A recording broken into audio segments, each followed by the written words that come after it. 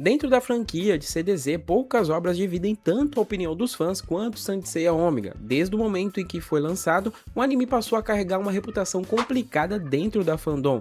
Para alguns, Ômega foi uma tentativa legítima de renovar a série de CDZ, apresentar uma nova geração de cavaleiros e manter o universo vivo para um público mais jovem. Mas para muitos outros fãs, especialmente os que cresceram com a fase clássica, a série representa justamente o oposto, uma versão que se afastou demais da essência que tornou Cavaleiros do Zodíaco tão marcante. E é exatamente aí que nasce uma das discussões mais intensas da comunidade, porque quando a gente se fala em Ômega, raramente existe meio termo. Ou a pessoa defende a ideia de que o anime tentou evoluir a franquia, ou considera que ela foi um dos maiores erros da história de Cavaleiros do Zodíaco. Mas então surge a pergunta: por que Saint Seiya Ômega gerou tanta rejeição dentro da fandom? Será que o problema foi apenas a resistência natural dos fãs a mudanças, ou o anime realmente tomou decisões que acabaram quebrando elementos fundamentais da obra original? E é exatamente isso que a gente vai explicar hoje nesse vídeo. Mas antes de continuar, se você curte esse tipo de conteúdo analisando o universo de Saint Seiya, já deixa seu like no vídeo porque isso ajuda muito o canal a crescer, mano. E se ainda não for inscrito, se inscreve aí e ativa o sininho para não perder os próximos vídeos. Também, se tiver a opção de hypar esse vídeo, mano, taca o dedo nele aí, clica nele aí que isso vai ajudar demais o canal e eu só tenho a te agradecer se você fizer isso por mim, beleza? E claro, para quem quiser apoiar ainda mais o canal, também dá para virar membro, mano. É um valor bem simbólico e você ganha alguns benefícios bem legais, como os vídeos antecipados, participação em lives e conteúdos especiais,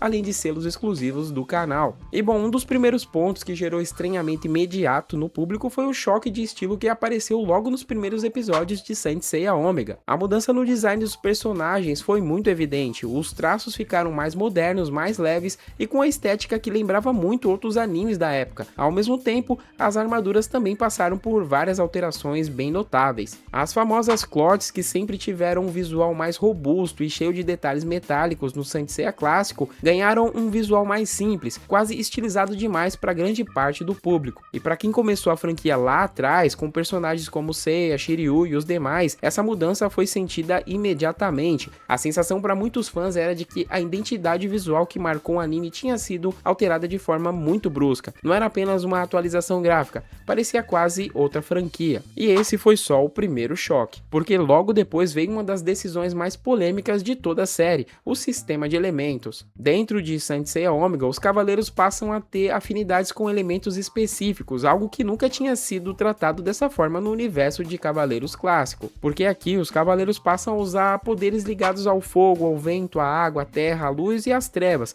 criando uma estrutura de batalha que lembra muito os sistemas comuns de anime shonens mais modernos. Mas o problema é que, dentro da lógica original de Saint Seiya, o poder sempre esteve ligado ao cosmo, a capacidade do cavaleiro expandir sua energia interior até alcançar níveis quase divinos. Pois é, não existia essa divisão rígida de elementos como se fosse um sistema de RPG. Por isso, para muitos, essa mudança acabou quebrando um dos conceitos centrais da obra. Em vez de parecer uma evolução natural do universo da série, o sistema de elementos deu a impressão de que a franquia estava tentando se adaptar a fórmulas de outros animes. Só que, infelizmente, no processo, acabou se afastando da lógica que sempre definiu a batalha dos Cavaleiros do Zodíaco. Outro ponto que gerou bastante discussão foi justamente a nova geração de cavaleiros. A série decidiu seguir um caminho bem claro, mostrar uma nova era da história, com novos protagonistas assumindo o papel que antes eram dos heróis clássicos. À primeira vista, isso não é necessariamente um problema. Franquias longas muitas vezes precisam renovar os seus personagens para continuar existindo. O verdadeiro problema começou quando essa nova geração passou a ser comparada inevitavelmente com os cavaleiros que marcaram toda uma geração de fãs. E cara, personagens como Koga, Soma e os demais acabaram carregando um peso enorme nas costas, porque ao mesmo tempo que eles eram protagonistas de uma nova série, eles estavam ocupando um espaço que antes pertencia a personagens extremamente icônicos. E aí entra o fator mais poderoso de todos dentro de qualquer franquia clássica. Pois é, mano, a nostalgia. Durante décadas, o público se acostumou a acompanhar as histórias de personagens como Seiya, Shiryu, Yoga, Shun e Ikki. Esses personagens não eram apenas protagonistas, eles se tornaram símbolos da própria franquia de Cavaleiros do Zodíaco. E por causa disso, qualquer tentativa de substituição já começava em plena desvantagem, mano. E olha que desvantagem, né? E essa sensação ficou ainda mais forte quando os personagens clássicos começaram a aparecer no anime. Em vez de protagonizar a história como antes, muitos deles surgem mais mais velhos e, na maior parte do tempo, ocupando papéis secundários dentro da história. E um dos exemplos mais marcantes é justamente o Seiya, que aparece como Cavaleiro de Ouro de Sagitário.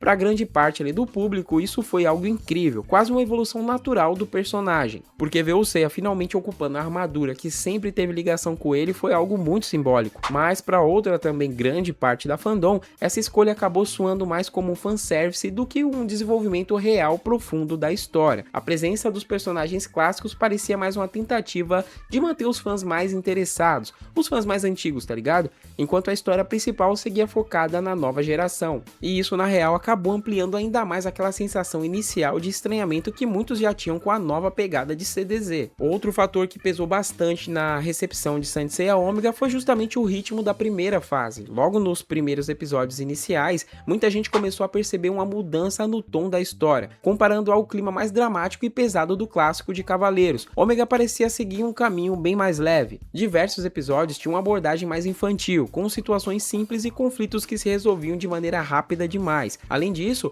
a estrutura de muitos capítulos acabava se repetindo bastante. Os protagonistas chegavam a um novo lugar, enfrentavam um inimigo específico, superavam o desafio e seguiam viagem para a próxima batalha. A verdade é que esse formato acabou passando a sensação de que a história estava andando em círculos. Para uma parte do público, faltava aquela progressão dramática mais intensa que marcou arcos clássicos da franquia, como as batalhas contra os Cavaleiros de Ouro nas 12 casas, ou os confrontos contra deuses e exércitos divinos. E mano, outro problema foi a falta de vilões realmente memoráveis nessa primeira fase. Enquanto a franquia sempre ficou marcada por antagonistas fortes e cheio de presenças, muitos inimigos do Ômega pareciam funcionar apenas como obstáculos momentâneos, sem grande impacto. Tudo isso acabou criando uma primeira impressão muito negativa. Em uma franquia com a fandom tão apaixonada, a primeira impressão pesa muito, mano. Quando uma parte do público forma uma opinião logo no começo, é muito difícil mudar essa percepção depois. E o curioso é que, com o passar do tempo, muita gente passou a reconhecer que a segunda fase da série melhora bastante. A história ganha um tom mais sério, os inimigos se tornam mais interessantes,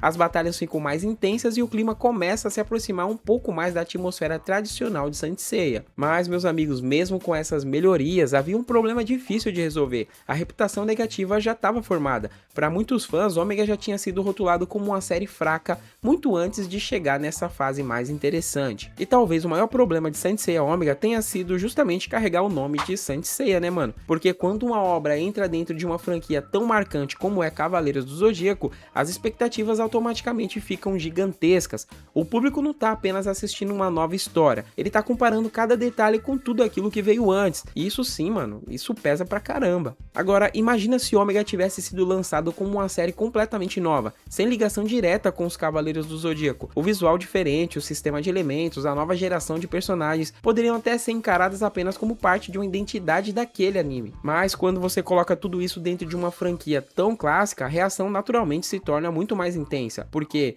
gostando ou não, carregar o legado de Saint Seiya é uma responsabilidade enorme. E é por isso que até hoje essa discussão continua dividindo a fandom no meio, mano. Uns que gostam e uns que não gostam, e ponto, não tem um meio termo. Agora eu quero saber a opinião de vocês. Saint Seiya Ômega é realmente um anime ruim, ou será que ele simplesmente foi incompreendida por parte dos fãs mais antigos da franquia? Você acha que o Ômega merece todo esse hate que recebe até hoje, ou acredita que ele tem qualidades que muita gente ignora? Comenta aqui embaixo porque essa discussão sempre rende muito debate dentro da comunidade. E se você curtiu o vídeo, já sabe, né, mano? Deixa seu like, se inscreve no canal para não perder os próximos conteúdos sobre o universo de Saint Seiya, e ativa também o sininho para acompanhar todas as análises, teorias e discussões que a gente traz por aqui também. E ó que legal, mano, tá chegando aí a saga de Zeus, cara, e vai ser muito legal e a gente vai acompanhar cada passo aqui no canal. Então se inscreve pra você não perder nenhuma novidade, beleza? No mais, valeu por ter assistido até aqui, te vejo no próximo vídeo, tchau, é nóis, valeu, fui!